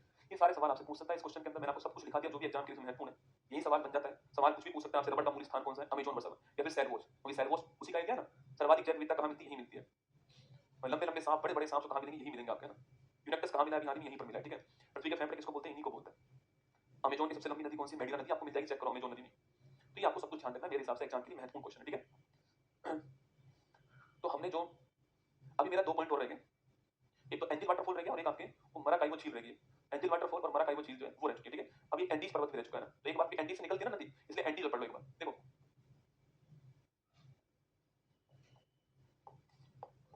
कंटेंट कैसा है बताओ आप लोग, आप लोग अधिक सीनियर मोस्ट लोग हो ना, क्योंकि ये भटक भटक के आए होंगे कई लोग, जो पहली बार पढ़ रहा है उसको तो ऐसा लग रहा होगा बस यही भगवान है ना, ब्रह्मा विष्णु महेश यही है, कुमार गौरव है ना, ऐसी बात नहीं, कंटेंट सब जगह अच्छा ही मिलता है, कोई आपको पढ़ा रहा है तो अच्छे पढ़ाएगा, कौन खराब पढ़ाता है, मेरी तरफ से सब बेस्ट ही पढ़ाते हैं ना, बस यही मुद्दा है कि उस चीज को कहाँ पर पढ़ाना है।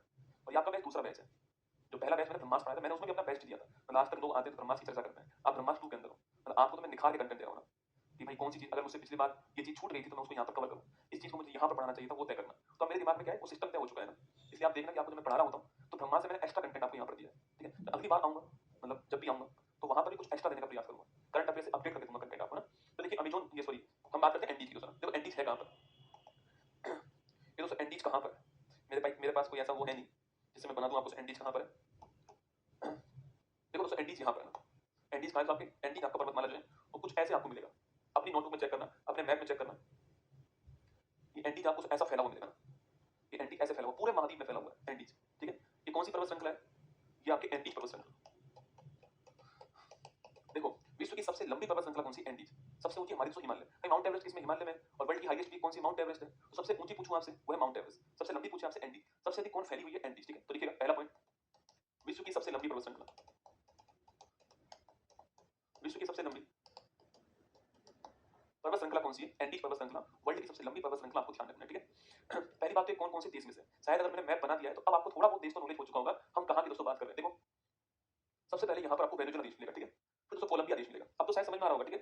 यहाँ पर आपको इक्वाडोर मिलेगा सुना, यहाँ पर आपको पेरू मिलेगा, यहाँ पर आपको चिली मिल जाएगा सुना, यहाँ पर चिली मिल जाएगा, ये पूरा चिली आपको यहाँ पर नजर दोस्तों आएगा, ठीक है। यहीं पर आपको अर्जेंटीना मिलने वाला है सुना, यहीं पर आपको बोलिविया देश भी मिलेगा, तो यहाँ पर इतने सारे देशों से होकर निकलने वाला है, ठीक है। देखिए देश कौन कौन से, वेनेजुला, कोलंबिया,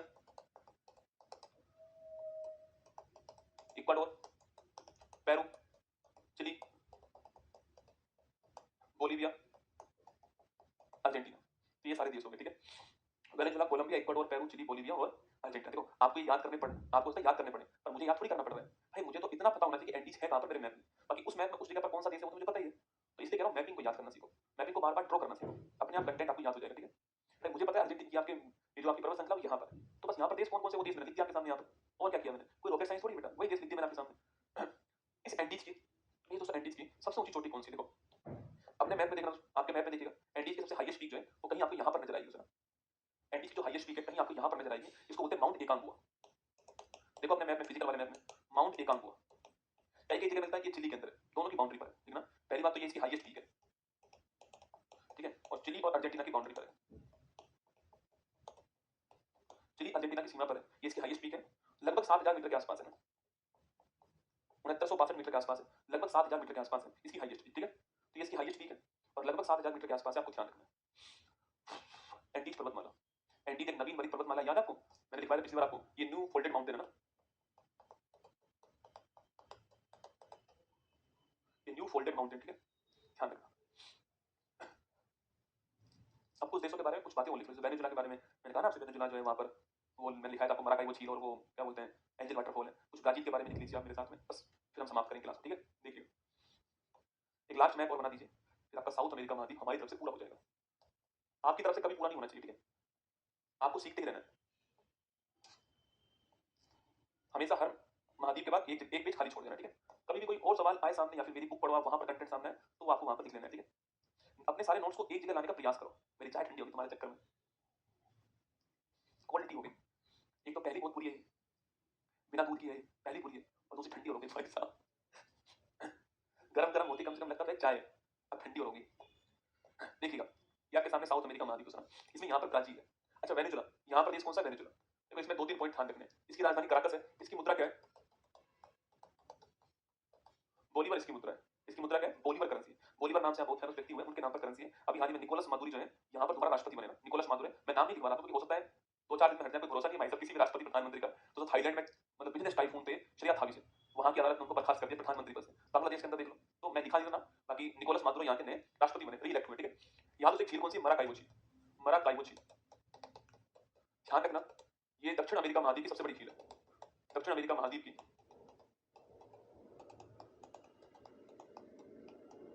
सबसे बड़ी झील कौन सी? मराकाई झील, ठीक है। यहीं पर एक क्या है? यहीं पर एक जो है एंजल वाटरफॉल है। एंजल वाटरफॉल विश्व का सबसे ऊंचा वाटरफॉल, विश्व का सबसे ऊंचा जलप्रपात,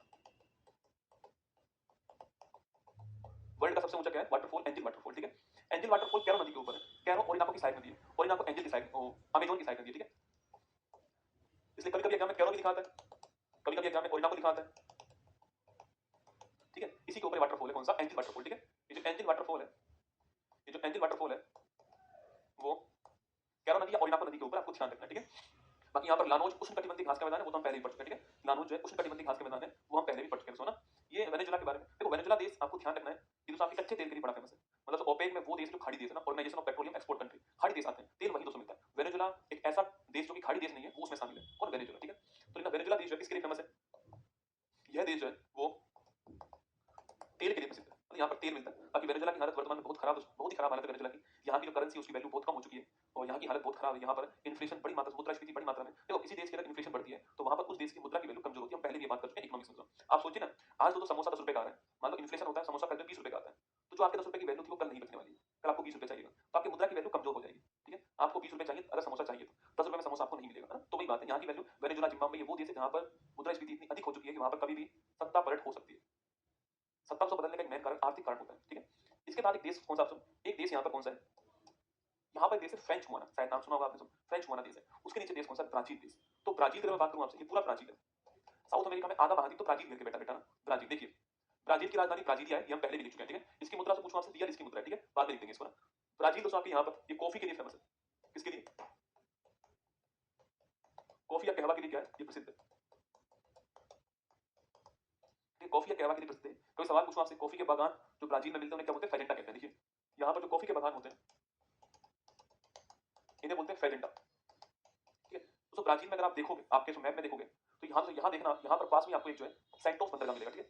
इसके पास में आपको एक सेंटोस स्थान मिलेगा। सेंटोस कॉफी बंदरगाह के लिए फेमस है ना। सेंटोस से कॉफी जो है वो पूरे विश्व में एक्सपोर्ट होती है, इसलिए सेंटोस को बोलते हैं कॉफी बंदरगाह। चेक करो अपने मैप में, चेक करो, रियो डी जेनेरो चेक करो। सबसे पहले देखो, सबसे पहले आप ब्राजील ढूंढो आपके मैप में, मिलेगा तो ब्राजील आपको। फिर आप उरुग्वे ढूंढो, ब्राजील के नीचे उरुग्वे मिलेगा, ठीक है। उरुग्वे से ऊपर देखो आपको रियो डी जेनेरो मिलेगा, कौन सा? रियो डी जेनेरो मिलेगा। उसके पास चेक करो, आपको सेंटोस भी मिलेगा। कौन सा स्थान? सेंटोस मिलेगा, ठीक है। उसके पास में सबसे बड़ा स्थान साओ पोलो है, साओ पोलो ढूंढ लो।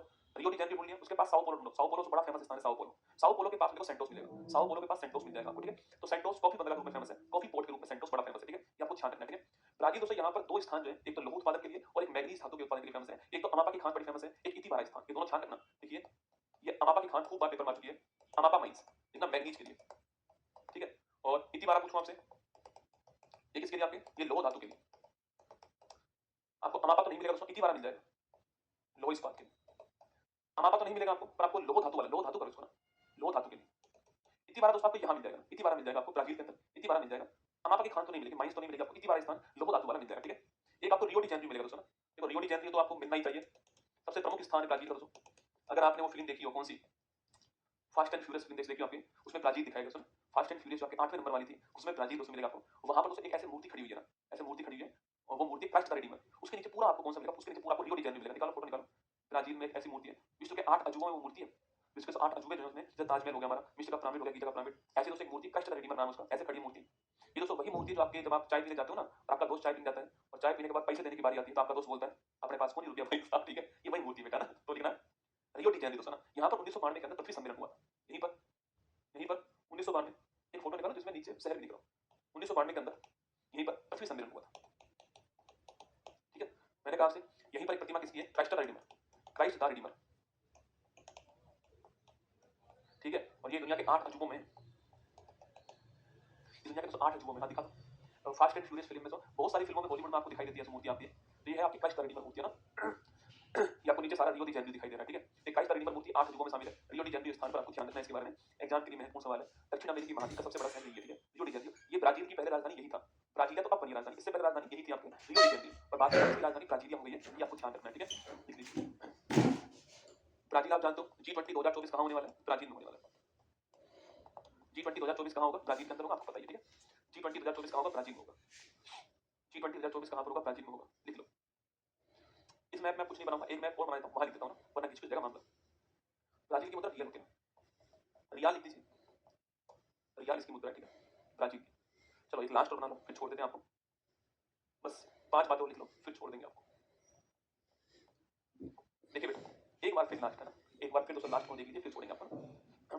देखो चिली दोस्तों देश के अंदर नाइट्रेट बड़ी मात्रा में उत्पादित होता है ना, कभी पूछूं आपसे कि नाइट्रेट का सबसे बड़ा उत्पादक कौन सा है, सबसे बड़ा उत्पादक देश कौन सा है, वो है चिली। चिली फेमस है किसके लिए, नाइट्रेट के उत्पादन के लिए, ठीक है। यहीं पर दोस्तों एक, यहीं पर आपके स्थान है चिक्विक माटा स्थान, शायद नाम सुना होगा। चिली के अंदर एक स्थान कौन सा है, चिक्विक माटा स्थान। तांबे की सबसे बड़ी खान कहां पर, यहीं पर होता है ना, विश्व की तांबे की राजधानी किसको, विश्व की तांबे की राजधानी किसको बोलते हैं, चिक्विक माटा, ये लिख लो पॉइंट। यहीं पर एक स्थान कौन सा है, चिक्विक माटा, चिक्विक माटा। ये आपके मैप में दिया हुआ है, देखो ढंग से, चिली के अंदर ऊपर से शुरू कर देखना, चिक्विक माटा मिल जाएगा आपको ना, देखना विश्व की तांबे की राजधानी, विश्व की तांबे की राजधानी, तांबा मतलब कॉपर, तो विश्व की तांबे की राजधानी कौन सी है, चिक्विक माटा है, आपको ध्यान रखना, ठीक है। तो नाइट्रेट का सबसे बड़ा उत्पादक कौन सा है, चिली है। चिक्विक माटा विश्व की तांबे की राजधानी कौन सी है, चिक्विक माटा, आपको ध्यान रखना, ठीक है। ये दोनों पॉइंट आपसे पूछ सकता है एग्जाम वाला, ठीक है। देखिए यहाँ पर दोस्तों ऐसे आपके क्या है, एक विद्युत धारा, एक आपकी जलधारा चलती है, ऐसे आपकी जलधारा चलती है पैरू की बाउंड्री के ऊपर, कहां पर दोस्तों, जो पैरू है उसके किनारे पर एक जलधारा चलती है, इसको बोलते हैं आपके पैरू जलधारा। क्या बोलते हैं इसको, इसे बोलते हैं हम लोग, क्या बोलते हैं इसको इधर लिख रहा हूं, ठीक है, इसे बोलते हैं पेरुवियन जलधारा, ठीक है। लेकिन दोस्तों इसी का नाम है आपके हम्बोल्ट जलधारा, हम्बोल्ट जलधारा। पूछे आपसे कैसी है, ठंडी है, ठीक है। गुरुजी इसको याद कैसे करेंगे, बड़ा आसान है। अरे हम मत बोलो इसको, आप हिम्बोल्ट बोल दो, हम छोड़ो ना, क्यों बोलते हो हम आपको, आप तो उसको हिम्बोल्ट बोलो। और हिम क्या होती है, बर्फ होती है, बर्फ कैसे ठंडी होगी, तो यहाँ पर एक जलधारा इसको बोलते हैं हिम्बोल्ट जलधारा, ठीक है। आप तो हिम बोलो ना, क्यों हम बोल दो, हिम्बोल्ट बोल दो आप तो, या फिर इसको पेरुवियन जलधारा बोलते हैं, ठीक है। और दोस्तों जब हम आपको भारत के बारे में पढ़ाएंगे तो वहां आपको कहूंगा भारत के बारे में आपको कि भारत में मानसून पर नकारात्मक प्रभाव दिखाने वाला होता है एल नीनो, हम आपको भारत में पढ़ाएंगे सुना। एल नीनो की उत्पत्ति हम्बोल्ट से होती है, तो लिखना आप यहाँ पर एक पॉइंट आप यहाँ पे लिख दीजिए, सवाल दिखाऊंगा आपको, लिखना एल नीनो की उत्पत्ति, एल नीनो की उत्पत्ति हम्बोल्ट से होती है, हम्बोल्ट जलधारा से होती है। ये गर्म जलधारा सुन, ये गर्म है, पर इसकी उत्पत्ति कहां से होती है, हम्बोल्ट से होती है। हम आपको वहां पर पढ़ाएंगे, केवल अभी यहाँ पर आपको इसलिए दिखा रहा हूँ, जब मैं आपसे बोलूँ वहां से हम्बोल्ट जलधारा जो है तो आपकी खोपड़ी मारना चाहिए हम्बोल्ट कहां पर है, तो पेरू देश जो है, ये पेरू देश के साइड में आपकी हम्बोल्ट जलधारा बहती है, इसको पेरुवियन जलधारा भी कहते हैं, जगह पेरू है इसलिए ना, ठंडी जलधारा, हिम्बोल्ट से हम्बोल्ट आपको ध्यान रखना है, हिम्बोल्ट से हम्बोल्ट आपको ध्यान रखना है, काम चल जाएगा, ठीक है। तो ये हमारा साउथ अमेरिका महाद्वीप आपके सामने। अब बताओ कैसा लगा आपको आज की क्लास जो है। अब आप इसके बाद कोई भी कंटेंट पढ़ना, आपको मजा आएगा कंटेंट पढ़ने के बाद में, आपको महसूस होगा कि आप औरों से अच्छा जानते हो, अधिक जानते हो ये महसूस नहीं होगा, औरों से अच्छा जानते हो ये महसूस होगा। औरों ने लिखा होगा, कंटेंट लिखा होगा, मैंने आपको मैप करके दिखाया, मतलब हर चीज को मैप में दिखाया, कोई भी चीज ऐसी नहीं दिखाई जो मैप के अंदर नहीं है। अगर आप ढंग से वर्ल्ड मैप देखोगे अपना, एक एक चीज खोजोगे जहां मैं कह रहा हूं वहां देखोगे, निश्चित मानना आपको सारी चीजें मिल जाएंगी, ठीक है। तो अभी 9:15 बजे मेरी क्लास होगी, 7 फेरों वाली सीट होने वाली, 9:15 बजे आप सभी के लिए, जो भी उत्तर प्रदेश पुलिस का एग्जाम है या फिर कोई भी एग्जाम है जिसको लगता है कि भाई मुझे जीके जीएस के अच्छे सवाल करने हो, तो वो 7 फेरों वाली सीट ले सकते हैं, आज शाम को 9:15 बजे होगी, ठीक है। बाकी कल तो आपका ऑफ रहेगा, कल शनिवार है, परसों रविवार है ना, तो शनिवार रविवार और फिर 19 तारीख को राखी है ना, फिर 3 दिन आपका ऑफ रहेगा, ठीक है। तारीख कौन सी कल, 17, 18 और 19, शनिवार 18 को टेस्ट होगा आपका और रविवार आपका ऑफ रहेगा, ठीक है, ये ऑफ रहेगा। अब अगली क्लास आपकी 20 तारीख को होगी ना, तो नेक्स्ट क्लास आपको 20 तारीख को होने वाली है, 17, 18, 19 आपका ऑफ है, 19 की राखी है तो ऑफ करना पड़ेगा, 17 कल शनिवार है, 18 कल रविवार हुआ 18 को, इसलिए तो 3 दिन आपका ऑफ है। 20 तारीख को आपका अफ्रीका महाद्वीप हम पढ़ने वाले, ठीक है। तो 20 तारीख को अफ्रीका महाद्वीप पढ़ेंगे, बाकी फिर आपके आगे जो है अगला जो वीक होगा उसमें सारे महाद्वीप पूरे हो चुके होंगे हमारे, और फिर उसके बाद आपकी इंडियन ज्योग्राफी वाली क्लास शुरू कर दूंगा, थोड़ी बड़ी बड़ी क्लास लूंगा इंडियन ज्योग्राफी के अंदर, इस महीने में हमारी इंडियन ज्योग्राफी समाप्त कर देंगे और फिर आपका यहाँ पर सिलेबस हम समाप्त करेंगे, ठीक है। अच्छा एक बात बताओ आप लोग, एक टॉपिक है एनवायरमेंट, सुना एनवायरमेंट टॉपिक है, अभी मैं टीम को बोल दूंगा, जो मैंने पिछली बार एनवायरमेंट पढ़ाया था कहां पर, ब्रह्मास्त्र फर्स्ट में पढ़ाया था, वो मैं सारी क्लास आपको यहाँ पर डलवा दूंगा ना, एनवायरमेंट की सारी क्लास जो है ऑल क्लास जो है शायद 2 क्लास हुई थी पिछली बार, वो दोनों क्लास एनवायरनमेंट की आपको यहाँ पर भी उपलब्ध करा दूँगा। जो पुराने बच्चे हैं वो तो जान देखते होंगे उसको, पर जो नए बच्चे जुड़े हैं वो भी देख लेंगे। तो एनवायरनमेंट की 2 क्लास आपको जो मैंने पिछली बार पढ़ाई थी ब्रह्मास्त्र फर्स्ट में, वो दोनों क्लास आपको यहाँ पर अपलोड करा दूँगा, ठीक है? और वो आप जो क्लास है, आप एक काम करना 3 दिन की छुट्टी है ना आपकी, 17, 18, 19 इन 3 दिनों में एनवायरनमेंट की दोनों क्लास आपको देखनी है, ठीक है? ये आपका उद्देश्य होना चाहिए कि मैं अभी आज ही आपके साथ आज ही जो है ये दोनों क्लास अपलोड करा दूँगा एनवायरनमेंट सेक्शन की। अब इसमें हो सकता है कि जब मैं बोल रहा हूँ तो 1 साल पहले बोल रहा हूँ, ठीक है? तो कुछ बातें उस समय की होंगी, ठीक है? पर कंटेंट वही सेम रहेगा क्योंकि मैंने कोप 29 तो वहाँ पर भी लिखवाया हुआ है और उसके बाद कोई नया कोप हुआ नहीं है, सारा कंटेंट वही सेम डिटो है, तो इसलिए वो आपको एनवायरनमेंट वहाँ से पढ़ लेना है, ठीक है? और ये दोनों क्लास मैं अपलोड करा दूँगा आपके, एक नया इसी में एक नया बना दूँगा चैप्टर एनवायरनमेंट का। ये दोनों क्लासेस 2 हैं, 3 है या 1 है मुझे नहीं पता, आइडिया नहीं है। वो एनवायरनमेंट का पूरा सेक्शन वहाँ से उठा के यहाँ पे डाल दिया जाएगा आपके लिए, ये सूचना है, ठीक है? बाकी ये वर्ल्ड मैप तो मैं करा ही रहा हूँ आपको और इंडियन ज्योग्राफी इसके बाद करा दूँगा आपको, ठीक है? और फिर यहाँ पर मैं आपका चैप्टर, यहाँ पर ये आपका कोर्स जो है समाप्त कर दूँगा, ठीक है? क्योंकि मेरे पास लाइव क्लास पढ़ाने की परमिशन अगस्त के महीने तक ही है। हमने जो सिस्टम लिया था ना ये, क्योंकि इसमें बड़ी मात्रा में बच्चे हैं, तो जिनसे सिस्टम हमने लिया है ये, वो अगस्त तक का महीना ही हमको मिला था उसमें पढ़ाने के लिए, ठीक है? तो मैं कोशिश पूरी रहेगी मेरी, चाहे मैं आपको किसी दिन 3 घंटे क्लास दूँ, किसी दिन 5 घंटे भी देनी पड़े दूँगा मैं आपको, पर इंडियन ज्योग्राफी मैं आपकी पूरी कर दूँगा इस महीने में आपकी। ये मेरी तरफ से सूचना आपके लिए, ठीक है? बाकी मैंने पूरा बैच रन किया आपके सामने, पूरा बैच पढ़ाया मैंने आपको। मतलब ये पहला वो बैच जिसमें मैंने स्टैटिक जीके भी पढ़ाया ना, तो हमने पूरा प्रयास किया आपके लिए। शायद ये क्लास जो है वो कब से शुरू हुई थी मैं तो भूल गया, 13 जनवरी से क्लास शुरू हुई थी। 13 जनवरी से क्लास शुरू हुई थी आपकी स्टैटिक जीके वाली, है ना? और फिर शायद 15 फरवरी के आस-पास जो है आपका ये वाला पोर्शन शुरू हुआ था ना। तो 13 जनवरी से स्टार्ट करें अगर आपके, तो फरवरी, मार्च, अप्रैल, मई, जून, जुलाई, अगस्त, तो मतलब 7 महीने, साढ़े 7 महीने हो गए बैच को। और अगर केवल ब्रह्मास्त्र की बात करूँ तो आपके 6 महीने के आस-पास हो गए ब्रह्मास्त्र को। 2 घंटे क्लास हुई है और मान लो 1 महीने में मान लेते हैं आपके 20 क्लास भी हुई हो अगर, तो 20 6 महीने की 120 घंटे क्लास तो हुई आपकी इसकी और 40-50 घंटे वो क्लास आपकी हुई थी उसमें स्टडी वाले पोर्शन में। तो लगभग मैंने आपको 120 प्लस 50 ही मान लो आप, तो 170 आवर्स की क्लास मैंने दी आपको इस पूरे बैच में। तो 170 आवर्स की क्लास आपकी हुई है इस पूरे बैच के अंदर और मतलब इतनी होंगी क्लास। और फीस तो मैंने आपसे जो ली थी आपको याद होगा, मुझे तो याद नहीं, मैं तो भूल गया, 249 थी शायद आपकी, 299 थी, ऐसे कुछ थी। तो मेरी उम्मीद है कि इससे सस्ता कोर्स आपको पूरे भारत में नहीं मिलेगा। एक पूरा जीके की स्टडी वाला कोई एक पोर्शन का मिल सकता है, ज्योग्राफी का, हिस्ट्री का, पॉलिटिकल, इकोनॉमिक्स का, उसकी बात नहीं कर रहा हूँ, हो सकता है मिल जाए उसका भी ना 199 में। और पूरा जीके जीएस स्टडी वाला पोर्शन और पढ़ाने की बात कर रहा हूँ ना, कंटेंट लिखाने की बात कर रहा हूँ। मतलब लाइनें तो मुझे याद नहीं मैंने कहाँ पर खींची थी आपके सामने ना, कोई एक आध पेज में लाइन खींच था, बाकी मैंने पूरा कंटेंट आपको अपने हाथ से लिखा है इस बैच में। बस आप इसको रिवाइज करते रहना, पढ़ते रहना। कुछ बुक्स ले लीजिए जिनसे आप रिवाइज कर सको, एक मेरी बुक अपने पास रखना, क्योंकि वो बड़ी जरूरी है, क्योंकि मैंने कंटेंट पढ़ाया तो आपको उसमें एक्स्ट्रा कंटेंट वहाँ से मिल जाएगा। बाकी हमसे पढ़ना, ऑल द बेस्ट। और ये वाली वीडियो मैं डलवा दूंगा, एनवायरमेंट वाली जो 2 वीडियो है, ठीक है, इनको देख लेना आप राखी वाले टाइम पर और अपना पुराना रिवाइज कर लेना आप लोग, ताकि मेरी तरफ से ऑल द बेस्ट। फिर मिलेंगे आपसे।